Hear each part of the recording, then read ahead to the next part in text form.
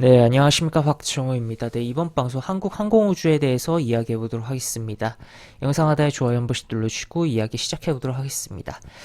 네, 한국항공우주에 대해서 이야기를 해볼 텐데, 오늘 일단은 이제 좀 덩치감이 있는, 뭐랄까요, 이제 국방 관련된 종목, 우주항공 관련된 종목이라고 할 수 있는 그런 종목들이 좀 움직임이 나왔었던 하루였다라고도 볼 수 있겠고, 뭐 그 외에 뭐 이제 도시명 항공 모빌리티 관련해서 종목들도 움직임이 있었고, 장 초반에는 이제 기본적으로 뭐 식량 그리고 어 에너지 관련 원자재 종목들이 움직임도 있었고 한데, 하여튼 그런 가운데서 한국항공우주가 이제 덩치가 굉장히 큰 종목이에요. 덩치가 뭐 시가총액의 전일자 기준으로 했을 때 4조가 넘는 코스피 200에 속한 종목입니다. 그러한 종목이 오늘 상당히 한 요 정도 장중 고가 8% 이상의 상승이 나왔고 종가 5%대 상승으로 마무리하면서 상승이 꽤 나왔다라고 볼 수 있겠고, 차트적으로는 또 한편으로 이러한 구간을 제끼는 양봉이 거래량 실리면서 나왔다라는 거, 그래서 좀 의미를 부여를 할 수가 있는 측면이 있다라고도 볼 수 있겠습니다. 그런 가운데 오늘 사실 일정이 있었어요. 일정이 뭐냐라고 봤을 때는 실적 발표에 대한 일정이 이미 실적 발표에 대한 1분기 실적 발표에 대한 일정이 있었다라고 볼 수 있겠고, 사실 이것에 대한 기대감으로서 매수세가 충분히 어느 정도 들어올 수도 있었던 부분이고, 지금 현재 장 마감 후인 현재 시각에 이 1분기에 대한 분기에 대한 실적이 발표를 했습니다. 그래서 한번 살펴보면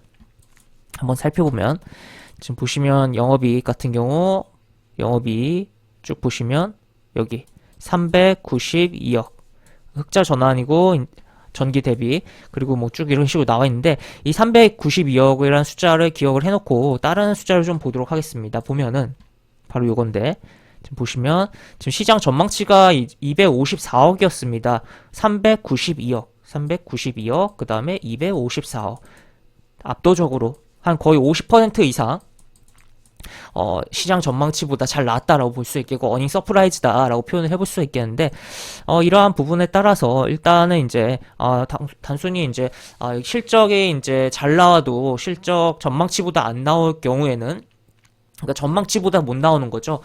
실적 자체 절대적인 수준은 잘 나와도 그럴 경우 주가가 안 좋은 케이스들이 굉장히 많은데, 일단 그럴 가능성은 적다라고 볼 수 있겠고, 그리고 이제 한국항공우주 주말 사이에 있었던 기사가 이제 보면은 지금 안철수 대통령 인수위원장이 다녀갔다라고 볼 수 있겠어요. 지금 여기서 이제 한국항공우주에서 우주산업 현장 간담회라고 해서 여러 가지 뭐 의견을 주고받고 했던 부분이 있었다라고 볼 수 있겠고, 여기 이제 현장 간담회에는 이제 한국항공우주 대표와 또 한화 에어로스페이스 대표 등이 좀 참여를 했다라는 것도 체크를 해볼 수가 있겠습니다. 그래서 좀 어떤 영향력 있는 정치 인사가 특정 기업에 방문을 하거나, 또 이제 뭐 장관들이라도 이제 특정 기업에 방문하면 그 기업이 좀 주목받는 측면이 있거든요. 그런 측면에서도 뭐 오늘 주목을 받을 만한 측면은 분명히 있었다라고 볼 수 있겠고, 지난번에 이제 코로나 때 이제 시젠의 주가가 굉장히 달리기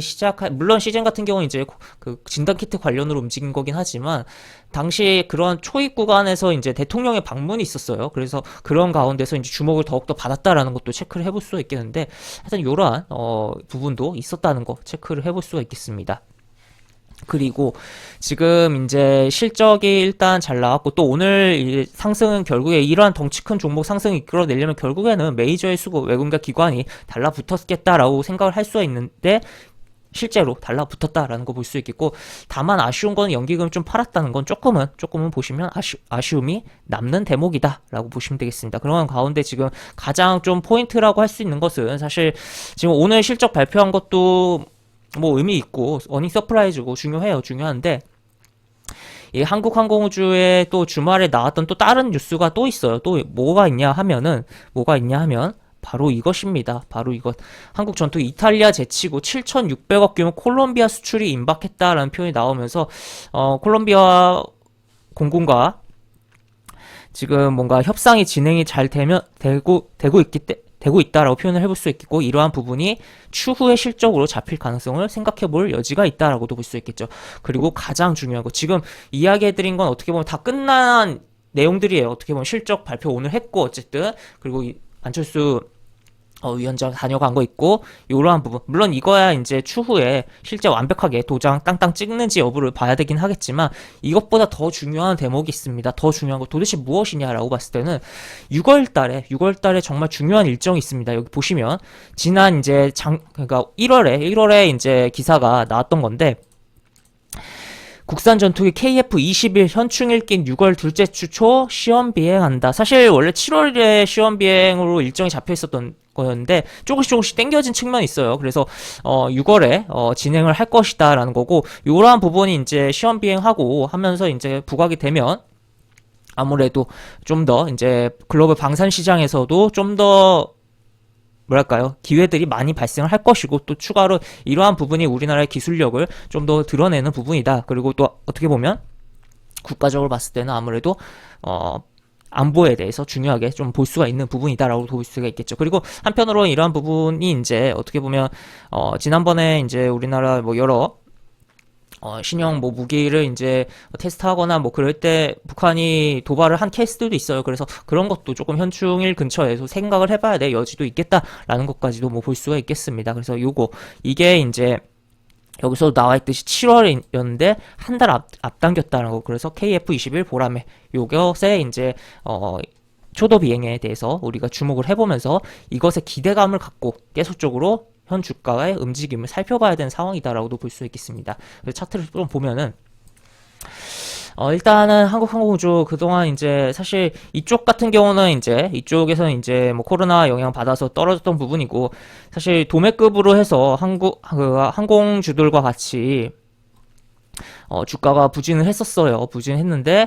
실적이 플러스가 잘 찍혔던 측면이 있었던 거죠. 그런 가운데서 이렇게 움직임이 나왔었고, 그 다음에 다시 한번 좀 밀리다가, 좀이 아니 꽤 밀리긴 했었죠. 이탈하고 주요 이동평균선 밀리고 다시 한번 도약을 하는 흐름이 나오고 있다. 그리고 이러한 도약에는 뭐 러시아의 우크라이나 침공도 영향이 분명히 뭐 작용을 한 부분이 있다라고 볼 수 있겠는데, 다만 이제 흐름이 여기서부터 출발한 게 아니라 여기서부터 출발했다는 거죠. 그래서 지금 계속적으로 KF-21에 대한 기대감이 작용을 하고 진행이 되고 있는 주가다라고 저는 생각을 합니다. 그리고 아직까지도 일정이 6월에 있기 때문에 기대감이 계속적으로, 그리고 그 일정으로 이제 뭐 기대감이 끝나는 측면도 없지 않아 있겠지만, 이게 이제 계속적으로 해당 기업의 실적으로 뭐 수주되면서 수출에 대한 계약 찍으면서 그런 부분으로 작용할 여지가 있기 때문에 계속적으로 좀 주목을 해봐야 될 측면이 있는 상황이고, 그리고 또 한편으로는 이 항공우주가 이제 비행기 정비에 대한 부분도 있어요. 물론